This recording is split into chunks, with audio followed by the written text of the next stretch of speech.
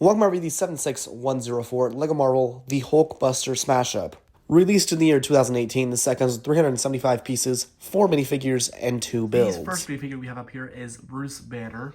Now this is the same version of the figure that we got in the Thor Ragnarok 2017 sets, which is very basic. He comes with the black torso with jacket print as well as plain black legs. I have to say the coolest part of the minifigure is the second expression showing him about to Hulk out. But outside of that, he's a pretty bland and basic figure. Could just be an everyday civilian. The next minifigure we get in the set is Falcon. Now this is the Infinity War version of him, and also the version with the bulky wings. Now we can actually remove the wings here from the minifigure to show him off, maybe.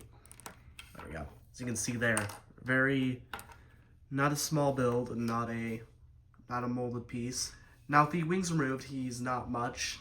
He has a secondary face print that has no goggles, and he has the neck bracket attachment with the 2 studs. Taking a look here at the bulky wings, the inner side that you would see most of the time is made up with 4 stickers to show all the different plates that would fold in. And this is obviously why the build is so bulky. They wanted to make it so these wings could fold in. I don't know why, but you can fold the wings in or just move them around a little bit more, which is better than just the molded piece, but at the cost of making it look like a Megazord from Power Rangers.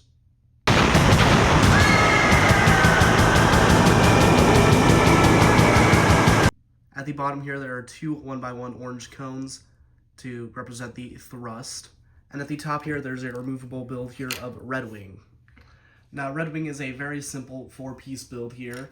He just uses some dark red slopes the edge here, as well as the half pyramid piece here on a bracket. I'm having a hard time with this thing right now. Very simple build, but it is very cool. It's just a simple attachment with some studs. So while he may look very goofy, I still think it looks like a very good minifigure in my opinion. We get a cool Falcon, and yes, with some bulky wings. But regardless, I still think it's a pretty good minifigure. Could have used an accessory, but outside of that, pretty good. The next minifigure we have here is Proxima Midnight. Now she's one of the children of Thanos, and in my opinion, while the figure looks good, it could have used a little bit more. There's just very little printing around the whole figure, but outside of that, it's pretty good. This is the part where I should also mention that this figure is exclusive to this set. She comes with 1 gold arm, an exclusive new molded hairpiece, a second, more angry facial expression, and for an accessory, she comes with a double-sided blade. Overall, the figure is not bad in regards, but just the lack of printing does kind of drag it down a little bit for me. But regardless, I still think it's a good figure and definitely is a great addition to the set. The last minifigure we get in the set is an Outrider. Just a simple way to help build your army of these guys if you bought all these sets. It's a pretty simple figure. The 4 extra arms. And I will say it does help with the price range having a 4th figure in the set. However, I will say it would have been a lot cooler if they included War Machine in this set. But all around, I'll have to say that the figure selection for this set is pretty great. Now we do get this small side build in the set of a turret that I won't say is terrible. It's definitely just there to increase the piece count and make it seem like $30 is a good price for this set. However, it is pretty decent. The turret comes with one of the classic ball shooter mechanisms that if you just squeeze this in, will shoot it. Shot it across my room. And if I did mention, or if you didn't see it before, it's just one of the ones where you squeeze. Okay, I love it. I love this. Hold on. At the back here, there's a little storage box that we can open up. And inside you will find the Infinity Stone of the set, which is the Soul Stone. This is something that was a lot cooler back in the day, getting 1 Infinity Stone in each of the Infinity War sets. Nowadays, it just seems like we get the Infinity Gauntlet with all 6 stones way too often. There's a spot up here for you to put the Outrider to man the turret. And there is another play feature you can do with this thing that is also done with the Hulkbuster. So we're going to move on to that so we can get to it. So here we have the build of the set, the Hulkbuster. This is, of course, the Infinity War Mark 48. That is slightly different in design from the original. Now, I'm not going to waste your time here talking about details, as you can probably see them all right here with just the stickers. The main play feature that works well with the turret is with this arm. At the back here, there is a little knob that when you twist, turns the arm in a full 360-degree motion. Now you can still slightly pose the arm and the fist, but it will always droop down so you can just go, I don't know, wind up for a baseball pitch.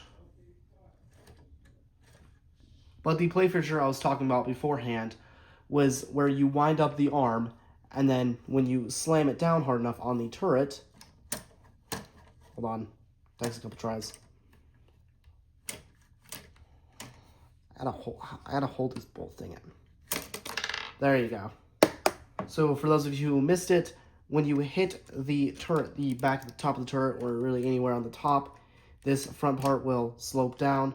It is attached with some loose Technic pins there, and just on some studs on a slope, so that way when you hit it, it'll fall down.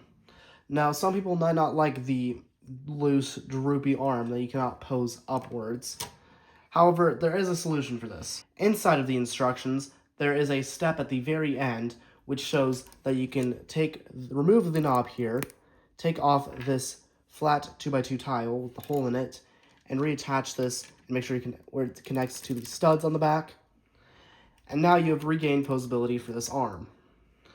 Now, this Hulkbuster has the posability joints from the buildable figures. This keeps happening. Okay, this is not a thing with every set, it's just mine. The arm wants to fall off. But you can basically move the arms around in lots of different directions.